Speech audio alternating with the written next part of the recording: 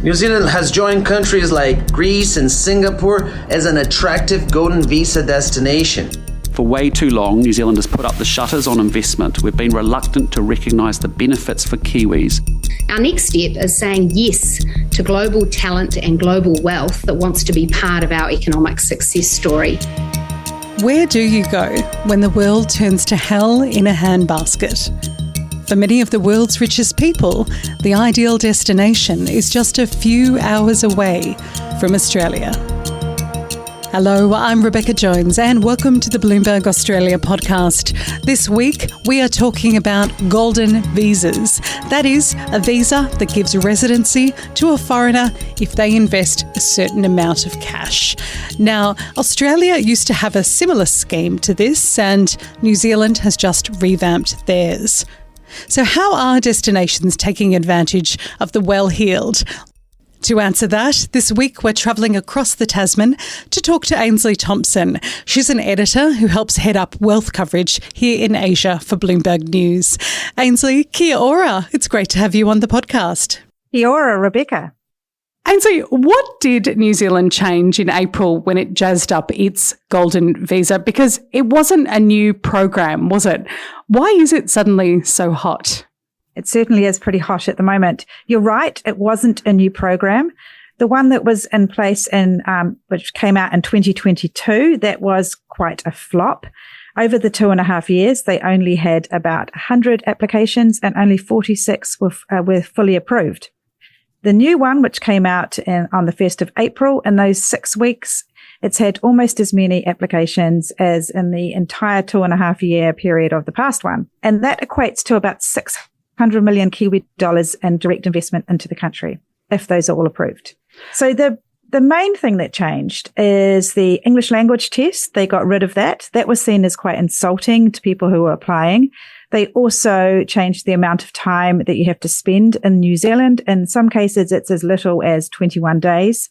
They reduced the amount you have to invest, and they cleaned up the investor categories just to make it a lot simpler. But to my mind, really, the big thing that changed was the attitude of the government. They went from being quite suspicious of these wealthy foreigners to really welcoming them into the country and doing everything they could to smooth it out, to the extent that they've told immigration officials to fast track these applications ahead of other applications. And they're being approved in as little as 11 days, which is, pretty amazing for an immigration office anywhere in the world. Wow. So 600 million Kiwi dollars over 6 weeks of applications. It's roughly, 550 million Australian. If they're all approved, 11-day visa turnarounds. It's pretty impressive. And see, where are all of these applications coming from?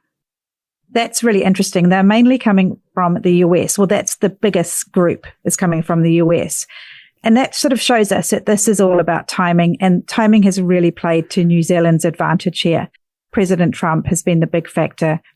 A lot of people have been searching the New Zealand immigration website. I think in the 2 days after the last American election, there was a huge increase in people searching that. And that has resulted in an increase of applications from the US. I spoke to one contact this morning who said to me, this is about people looking for a safe haven rather than a tax haven. And it's not just the US, it's also about the geopolitical tensions around the world, in Europe, in Asia, in the Middle East. There's a lot going on, and people are looking for that bolt hole at the bottom of the world, and New Zealand offers that. Look, on the face of it, Ainsley, all of this sounds pretty attractive as a tool to attract wealthy foreigners to invest in New Zealand. What more could the New Zealand government be doing to further enhance their interest? There's one big thing that all the contacts I speak to, they all want, and that is for the ban on foreigners being able to buy property to be lifted. At the moment, only Australians and Singaporeans, because of existing trade agreements, can buy houses in New Zealand. No other foreigners are able to, unless they are tax residents in the country.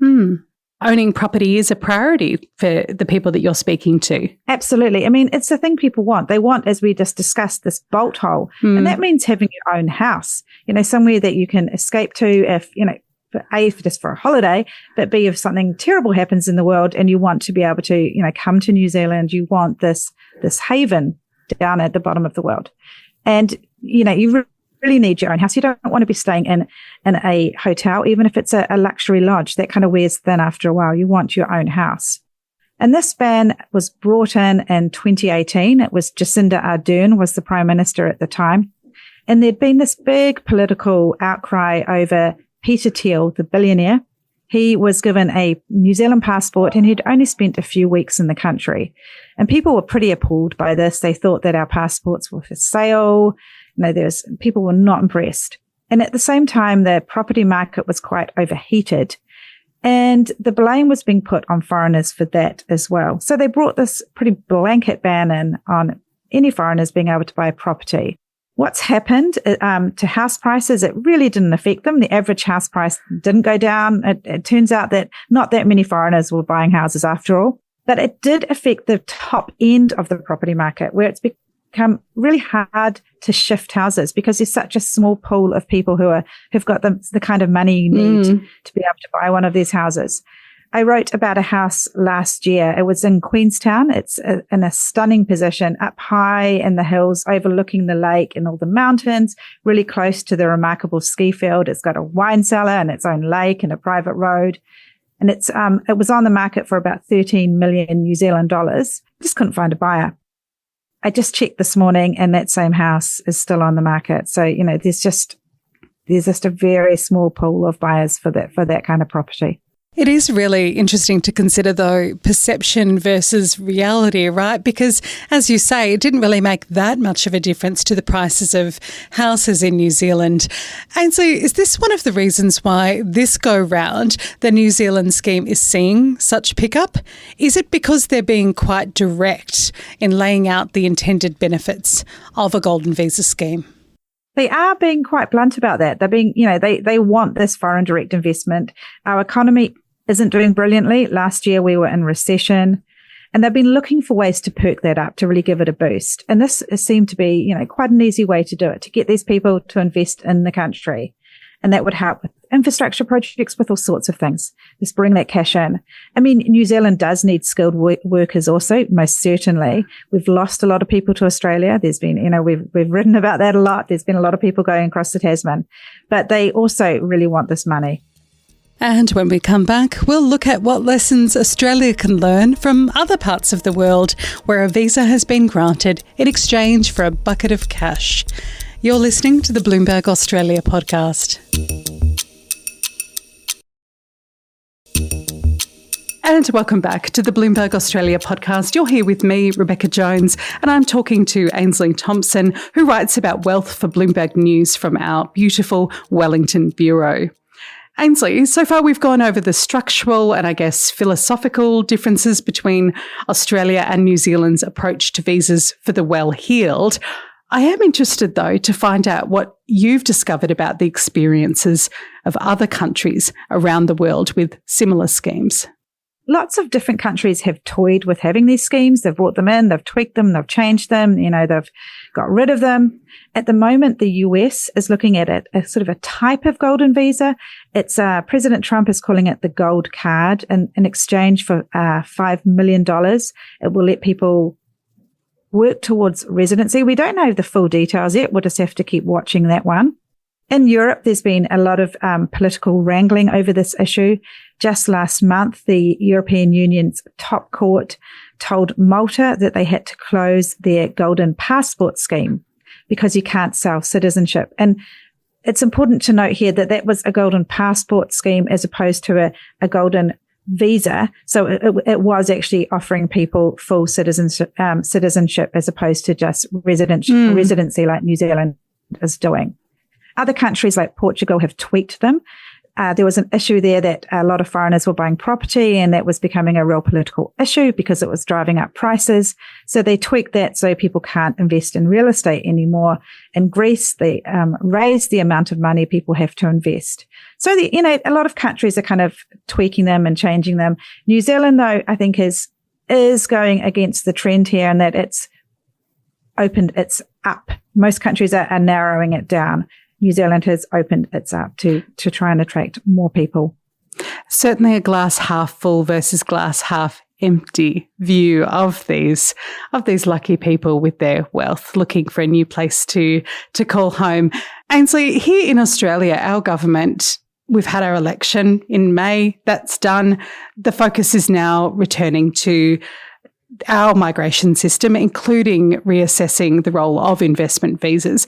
The current mood music is leaning away from this passive wealth-based residency towards high-skilled, high-impact migration. Why is there such scepticism here in Australia and indeed in other parts of the world, as you've just mentioned, about the benefits of wealth-only migration? Because clearly, in the example of where you live in New Zealand, it does seem to be meeting the brief.